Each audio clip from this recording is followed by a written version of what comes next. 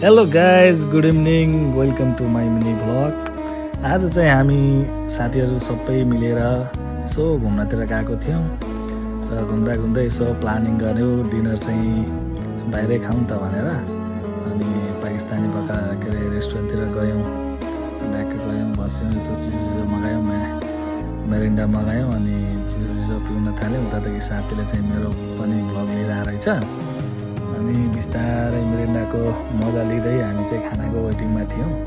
उता एउटा हाम्रो इन्डियन साथी कल्याण अनि हाम्रो भवन दाई झापाली, अनि सँगै हामी मिलेर बसेर यसो गफगाफ गर्दै उता हेर्दै कतिखेर ल्याउँछ भनेर भिड पनि लास्टै थियो हो। अनि बिस्तारै बस्दा बस्दै अब एकछिनमा खाना पनि आयो। अनि हाम्रो खाना चाहिँ अर्डर थियो एउटा चिकन अचारी र अर्को मिक्स भेजिटेबल सँगै के अरे तन्दुरी रोटी।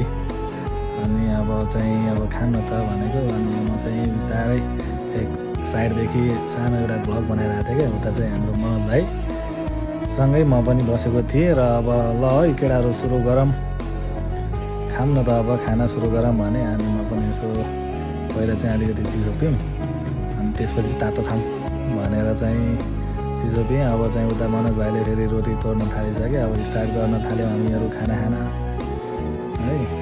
यस्तै हो परदेशी जिन्दगी, के गर्ने, यसो मिलिजुली बस्नुपर्छ दाजुभाइ सबैसँग। बस्दा बस्दै अब ट्याक्क गफगाफ गर्दै अब चाहिँ म पहिला चाहिँ चिकन अचारी नै ट्राई गरौँ न भनेर पहिला चाहिँ चिकन अचार नै ट्राई गर्न थालेँ। अब चाहिँ मैले खाएँ, अब बिस्तारै राम्रो लाग्यो, जे होस् खुसी लाग्यो आजको दिन चाहिँ यसको घुम्नलाई। Okay guys, thanks for watching, love you, miss you so much everyone.